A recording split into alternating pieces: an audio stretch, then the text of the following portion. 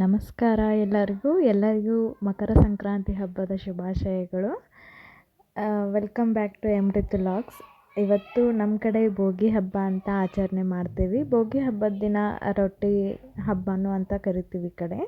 ರೊಟ್ಟಿ ಹಬ್ಬದ ದಿನ ಜೋಳದ ರೊಟ್ಟಿ ಅಥವಾ ಸಜ್ಜೆ ರೊಟ್ಟಿ. ಜೋಳದ ರೊಟ್ಟಿಯಲ್ಲಿ ಒಂದು ಸ್ವಲ್ಪ ಅರಿಶಿನ ಹಾಕಿ ನಾನು ರೆಡಿ ಮಾಡ್ಕೊಂಡಿದ್ದೆ.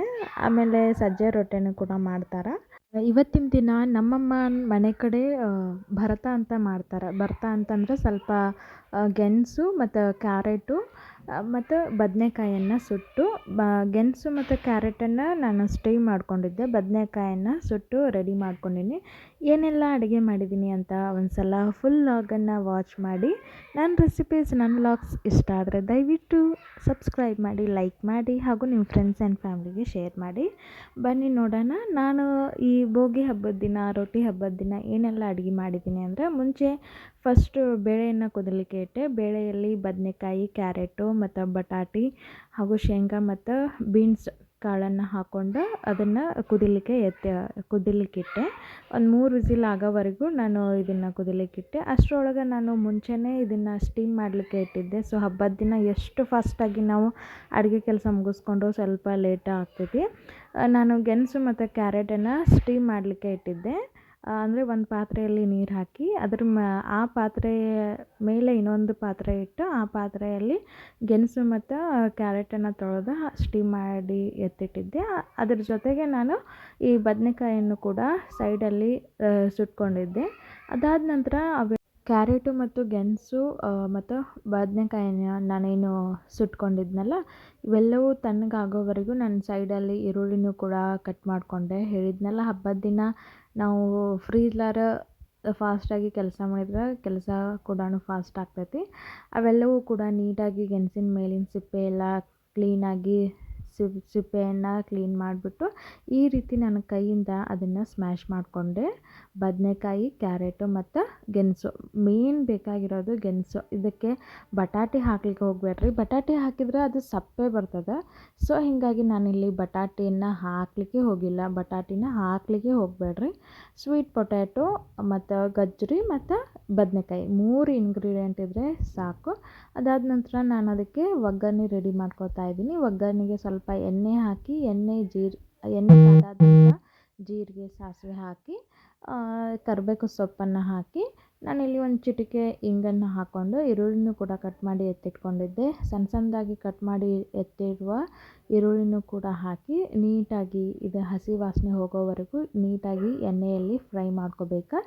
ಆಮೇಲೆ ಇದಕ್ಕೆ ಮೇನ್ ಬೇಕಾಗಿರೋದು ಹಸೆಕಾಯಿ ಪೇಸ್ಟ್. ಹಸೆಕಾಯಿ ಪೇಸ್ಟಿಗೆ ಹಸೆಕಾಯಿಗೆ ಒಂದು 4ರಿಂದ 5 ಎಸಳು ಬೆಳ್ಳುಳ್ಳಿ, ಉಪ್ಪು ಇಷ್ಟೇ ಸಾಕು. ಇಷ್ಟು ಹಾಕಿ ನೀಟಾಗಿ ಪೇಸ್ಟ್ ಮಾಡಿಕೊಂಡು ಆ ಪೇಸ್ಟನ್ನು ಈ ಎಣ್ಣೆಯಲ್ಲಿ ಹಾಕಿ ನೀಟಾಗಿ ಹುರ್ಕೋಬೇಕು. ಇದೇ ಇದೇ ಒಗ್ಗರಣೆಯನ್ನು ನಾನೇನಿಲ್ಲಿ ರೆಡಿ ಮಾಡ್ಕೊಂಡಿದ್ನಲ್ಲ, ಸೊ ಇದಕ್ಕೆ ಹಾಕಿದ್ರೆ ನಮಗೆ ಭರ್ತಾ ರೆಡಿ ಆಗುತ್ತೆ. ಇದಕ್ಕೊಂದು ಸ್ವಲ್ಪ ಎಳ್ಳು ಹಾಕಬೇಕು. ಸೊ ಎಳ್ಳು ಇದಕ್ಕೆ ಮೇನ್ ಇಂಗ್ರೀಡಿಯೆಂಟು. ಆಮೇಲೆ ಇದಕ್ಕೆ ಮೇನ್ ಬೇಕಾಗಿರೋದು ಎಳ್ಳು. ಅದ್ರ ಜೊತೆಗೆ ಹಸಿ ಕಡ್ಲೆ ಗಿಡ ಅಂತ ಕರಿತೀವಲ್ಲ, ಹಸಿ ಕಡ್ಲೆ. ಆ ಹಸಿ ಕಡ್ಲೆನೂ ಕೂಡ ಇದಕ್ಕೆ ಹಾಕಿದರೆ ಟೇಸ್ಟ್ ಮಾತ್ರ ಇಷ್ಟು ಅಮೇಝಿಂಗ್ ಬರುತ್ತೆ. ಸೊ ಕಡ್ಲೆ ಇರಲಿಲ್ಲ, ಹಸಿ ಕಡ್ಲೆ ಕಾಳು ಇರಲಿಲ್ಲ. ಸೊ ನಾನು ಇಲ್ಲಿ ಆ್ಯಡ್ ಮಾಡಿಲ್ಲ. ಹಸಿ ಕಡ್ಲೆ ಕಾಳು ಇದ್ರೆ ಇದಕ್ಕೆ ಆ್ಯಡ್ ಮಾಡಿರಿ. ಒಂದು ಸಲ ಟ್ರೈ ಮಾಡಿ ನೋಡಿರಿ. ಹಬ್ಬದ ದಿನ ಅಂತ ಅಂತಲ್ಲ, ಇದನ್ನು ನಾವು ಸೈಡ್ ರೊಟ್ಟಿ ಜೊತೆ ಒಂದು ಒಳ್ಳೆ ಕಾಂಬಿನೇಷನ್ ಇದೆ. ಒಂದು ಸಲ ಟ್ರೈ ಮಾಡಿ ನೋಡಿರಿ. ಸೊ ನಾವು ಇದಕ್ಕೆ ಈ ಕಡೆ ನಮ್ಮ ಅಮ್ಮನ ಮನೆ ಕಡೆ ಇದಕ್ಕೆ ಭರ್ತಾ ಅಂತ ಕರೀತಾರೆ. ಇದು ಫೇಮಸ್ಸು. ಆಮೇಲೆ ಅದರ ಜೊತೆಗೆ ನಾನು ಮುಂಚೆ ಏನು ಕುಕ್ಕರನ್ನು ರೆಡಿ ಮಾಡಿದ್ನಲ್ಲ ಸಾಂಬಾರಿಗೆ, ಅದು ಕೂಡ 3 ವಿಸಿಲ್ ಆಗಿತ್ತು. ಆಮೇಲೆ ನಾನಿಲ್ಲಿ ಸಾಂಬಾರಿಗೂ ರೆಡಿ ಮಾಡ್ಕೊತಾ ಇದ್ದೆ. ಸೈಡಲ್ಲಿ ಒಗ್ಗರಣೆಗೂ ಇಟ್ಕೊಂಡಿದ್ದೆ. ಒಗ್ಗರಣೆಗೆ ಎಣ್ಣೆ, ಜೀರಿಗೆ, ಸಾಸಿವೆ, ಬೆಳ್ಳುಳ್ಳಿ, ಕರಿಬೇವು ಸೊಪ್ಪನ್ನು ಹಾಕಿ ಹಸಿಕಾಯಿ ಪೇಸ್ಟನ್ನು ಹಾಕಿ ಆಮೇಲೆ ಕುದ್ದಿರುವಂತಹ ಬೇಳೆ ಎಲ್ಲ ತರಕಾರಿಗಳನ್ನು ಹಾಕಿ ಸ್ವಲ್ಪ ಸಾಂಬಾರು ಪೌಡರು, ರುಚಿಗೆ ತಕ್ಕಷ್ಟು ಉಪ್ಪು ಹಾಗೂ ಹುಣಸೆ ಹುಳಿಯನ್ನು ಕೂಡ ನೀಟಾಗಿ ಸ್ಕ್ವೀಸ್ ಮಾಡಿ ಹಾಕಿದ್ರೆ ನಮಗೆ ಸಾಂಬಾರು ಕೂಡ ರೆಡಿ ಆಗ್ತೈತಿ. ನೀವೇ ನೋಡ್ತಾ ಇರ್ಬೋದು ಎಷ್ಟು ಸಖತ್ತಾಗಿ ಸಾಂಬಾರು ರೆಡಿ ಆಗೈತಿ ಅಂತ. ಆ ಕಡೆ ಪಲ್ಯನೂ ಆಯಿತು, ಭರ್ತಾನೂ ಆಯಿತು ಮತ್ತು ಸಾಂಬಾರು ಕೂಡ ರೆಡಿ ಮಾಡಿಕೊಂಡೆ. ಸೊ ನೆಕ್ಸ್ಟ್ ನಾನಿಲ್ಲಿ ರೊಟ್ಟಿಗೆ ರೆಡಿ ಮಾಡ್ಕೋತಾ ಇದ್ದೀನಿ. ನಾನು ಸಜ್ಜೆ ರೊಟ್ಟಿ ಬದಲಾಗಿ ಜೋಳದ ರೊಟ್ಟಿಗೆ ಸ್ವಲ್ಪ ಅರಿಶಿನ ಹಾಕಿ ರುಚಿಗೆ ತಕ್ಕಷ್ಟು ಉಪ್ಪನ್ನು ಹಾಕಿ ಇದಕ್ಕೆ ಬಿಸಿ ನೀರು, ನಾನು ರೊಟ್ಟಿ ಯಾವ ರೀತಿ ಮಾಡೋದು ಅಂತ ಒಂದು ವಿಡಿಯೋನ ಅಪ್ಲೋಡ್ ಮಾಡಿದ್ದೀನಲ್ಲ, ಸೇಮ್ ಅದೇ ಪ್ರೊಸೀಜರು. ಸ್ವಲ್ಪ ಎಕ್ಸ್ಟ್ರಾ ನಾನಿಲ್ಲಿ ಅರಿಶಿನ ಸೇರಿಸ್ಕೊಂಡಿನಿ ಕಲರಿಗೆ ಅಷ್ಟೇ, ಮತ್ತೇನಿಲ್ಲ. ಒಂದು ಸಲ ರೊಟ್ಟಿ ಯಾವ ರೀತಿ ಮಾಡೋದು ಅಂತ ಚೆಕ್ ಮಾಡಿ ನೋಡ್ಬೋದು ನೀವು, ಆ ವಿಡಿಯೋನ ಅಪ್ಲೋಡ್ ಮಾಡಿದ್ದೀನಿ. ಅದಾದ ನಂತರ ಇದಕ್ಕೆ ಸ್ವಲ್ಪನೇ ನೀರನ್ನು ಹಾಕಿ ಈ ರೀತಿ ಹಿಟ್ಟನ್ನು ಮೆದುತ್ತಾ ಹೋಗಬೇಕು. ನಾನು ಒಂದು ವಿಡಿಯೋನ ನೀಟಾಗಿ ಅಪ್ಲೋಡ್ ಮಾಡಿದ್ದೀನಿ, ರೊಟ್ಟಿ ಯಾವ ರೀತಿ ಮಾಡಬೇಕು, ಯಾವ ರೀತಿ ನಾವು ಹಿಟ್ಟನ್ನು ಕಲಿಸ್ಕೋಬೇಕು, ಯಾವ ರೀತಿ ಪೂರಿ ಥರ ಉಬ್ಬಿ ಬರುವಂಗೆ ರೊಟ್ಟಿ ಲಟ್ಟಿಸ್ಕೋಬೇಕು ಅನ್ನೋದು. ನಾನಿಲ್ಲಿ ಈ ರೊಟ್ಟಿನ ಸ್ವಲ್ಪ ತೆಳ್ಳಗೆ ಮಾಡ್ಕೊಂಡಿದ್ದೆ, ಸೊ ಹೀಗಾಗಿ ಇವು ಅಷ್ಟು ಪೂರಿ ಥರ ಉಬ್ಬಿ ಬಂದಿಲ್ಲ, ನೀವೇ ನೋಡ್ತಾ ಇರ್ಬೋದು. ಒಂಚೂರು ಸಣ್ಣ ಬಾಲಿನ ಆಕಾರದಷ್ಟು ನಾನಿಲ್ಲಿ ಉಂಡೆಯನ್ನು ತಗೊಂಡು ನೀಟಾಗಿ ಲಟ್ಟಿಸ್ತಾ ಹೋಗ್ತಾ ಇದ್ದೀನಿ, ನೀವೇ ನೋಡ್ತಾ ಇರ್ಬೋದು. ನನ್ನ ವ್ಲಾಗ್ಸ್, ನನ್ನ ರೆಸಿಪೀಸ್ ಇಷ್ಟ ಆದರೆ ದಯವಿಟ್ಟು ಒಂದು ಲೈಕ್ ಮಾಡಿ. ಹಾಗೂ ನೀವು ಯಾವ ರೀತಿ ರೊಟ್ಟಿ ಹಬ್ಬದ ದಿನ ಏನೆಲ್ಲ ಅಡುಗೆ ಮಾಡಿದ್ರಿ ಅಂತ ಕಮೆಂಟ್ ಮಾಡಿ. ನೀವು ಕೂಡ ನಿಮ್ಮ ಕಡೆ ರೊಟ್ಟಿ ಹಬ್ಬದ ದಿನ ಬರ್ತಾ ಮಾಡ್ತೀರಾ, ಇದಕ್ಕೂ ಕೂಡ ಕಮೆಂಟ್ ಮಾಡಿ. ಹಾಗೂ ನಿಮ್ಮ ಫ್ರೆಂಡ್ಸ್ ಆ್ಯಂಡ್ ಫ್ಯಾಮ್ಲಿಗೆ ಶೇರ್ ಮಾಡಿ.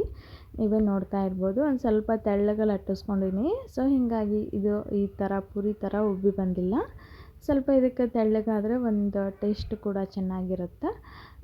ಇದು ಇನ್ನೂ ಸ್ವಲ್ಪ ಜಾಸ್ತಿ ಬೇಯಿಸ್ಕೊಂಡ್ರೆ ಕಟ್ಟಗಾಗಿ ಕನ್ವರ್ಟ್ ಆಗ್ತೈತಿ, ಕಟ್ಟಗೆ ರೊಟ್ಟಿ ಅಂತ ಕರೀತಾರೆ, ಸೊ ಆ ರೀತಿ ಆಗ್ತೈತಿ. ಅದಾದ ನಂತರ ನಾನಿಲ್ಲಿ ಚೌಳಿಕಾಯಿ ಪಲ್ಯನೂ ಕೂಡ ಮಾಡ್ಕೊಂಡೀನಿ. ರೊಟ್ಟಿ ಆದ ನಂತರ ಚೌಳಿಕಾಯಿ ಪಲ್ಯ ಮಾಡಲಿಕ್ಕೆ ಎಣ್ಣೆ ಬಿಸಿಗಿಟ್ಟು, ಎಣ್ಣೆ ಕಾದಾದ ನಂತರ ಜೀರಿಗೆ, ಸಾಸಿವೆ, ಕಟ್ ಮಾಡಿ ಇಟ್ಟಿರುವಂತಹ ಈರುಳ್ಳಿ, ಕರಿಬೇವು ಸೊಪ್ಪು ಹಾಗೂ ಟೊಮೆಟೊ, ಒಂದು ಸ್ವಲ್ಪ ಅಲ್ಲ ಬೆಳ್ಳುಳ್ಳಿ ಪೇಸ್ಟನ್ನು ಹಾಕ್ಕೊಂಡು, ಆಮೇಲೆ ನೀಟಾಗಿ ತೊಳೆದಿಟ್ಟಿರುವಂತಹ ಚೌಳಿಕಾಯನ್ನು ಕೂಡ ಇದಕ್ಕೆ ಸೇರಿಸ್ಕೋಬಹುದು. ಚೌಳಿಕಾಯಿನ ಈ ರೀತಿಯೂ ಮಾಡ್ಬೋದು. ನಾನು ಇನ್ನೊಂದು ಥರ ಯಾವ ರೀತಿ ಮಾಡೋದು ಅಂತ ವಿಡಿಯೋನ ಅಪ್ಲೋಡ್ ಮಾಡಿದ್ದೀನಿ, ಹುರ್ಕೊಂಡು ಕೂಡ ಚೌಳಿಕಾಯಿ ಪಲ್ಯನೂ ಮಾಡ್ಬೋದು. ಇದು ಒಂದು ಟೇಸ್ಟ್ ಕೊಟ್ರೆ ಅದು ಒಂದು ಟೇಸ್ಟ್ ಕೊಡ್ತೈತಿ, ಆ ರೀತಿ ಮಾಡೋದು. ಆಮೇಲೆ ನಾನಿಲ್ಲಿ ಹಸೆಕಾಯಿ ಪೇಸ್ಟ್ ರೆಡಿ ಮಾಡ್ಕೊಂಡು ಇಟ್ಕೊಂಡಿರ್ತೀನಿ, ಸೊ ಆ ಹಸೆಕಾಯಿ ಪೇಸ್ಟನ್ನು ಹಾಕಿ ರುಚಿಗೆ ತಕ್ಕಷ್ಟು ಉಪ್ಪು, ಅರಿಶಿಣ ಪುಡಿ ಹಾಗೂ ಬೆಲ್ಲ, ಟೇಸ್ಟ್ ಬ್ಯಾಲೆನ್ಸ್ ಮಾಡಲಿಕ್ಕೆ ಬೆಲ್ಲ, ಹಾಗೂ ಸಣ್ಣದಾಗಿ ಮಿಕ್ಸಿ ಮಾಡಿಟ್ಟಿರುವಂತಹ ಶೇಂಗಾ ಪೌಡರನ್ನು ಹಾಕ್ಕೊಂಡು ಸ್ವಲ್ಪ ನೀರನ್ನು ಹಾಕ್ಕೊಂಡು ಒಂದು 3 ವಿಸಿಲ್ ಕೂಗಿಸ್ಕೊಂಡ್ರೆ ನಮಗಿಲ್ಲಿ ಚೌಳಿಕಾಯಿ ಪಲ್ಯ ರೆಡಿ ಆಗುತ್ತೆ. ಸೊ ಫೈನಲಿ ಎಲ್ಲ ಅಡುಗೆ ರೆಡಿ ಆಯಿತು, ದೇವರಿಗೂ ಕೂಡ ನೈವೇದ್ಯನ ತೋರಿಸಿದ್ದಾಯಿತು. ನೀವೇ ನೋಡ್ತಾ ಇರ್ಬೋದು, ಚೌಳಿಕಾಯಿ ಪಲ್ಯ, ಭರ್ತ ಹಾಗೂ ಸೌತೆಕಾಯಿ, ಮೂಲಂಗಿ ಮತ್ತು ಈರುಳ್ಳಿ ಪಲ್ಯ ಹಾಗೂ ಬಿಸಿ ಬಿಸಿಯಾದಂತಹ ರೊಟ್ಟಿ ಹಾಗೂ ಸಾಂಬಾರು, ಅನ್ನ ಎಲ್ಲ ರೆಡಿ ಆಗೈತಿ. ಬರೀ ನೀವು ಕೂಡ ಊಟ ಮಾಡೋಕ್ಕೆ ಯಾವ ರೀತಿ ಹಬ್ಬ ಆಚರಣೆ ಮಾಡಿದ್ರಿ ಅಂತ ಒಂದು ಕಮೆಂಟ್ ಮಾಡಿ. ನನ್ನ ವ್ಲಾಗ್ಸ್, ನನ್ನ ರೆಸಿಪೀಸ್ ಇಷ್ಟ ಆದರೆ ಲೈಕ್ ಮಾಡಿ. Thank you.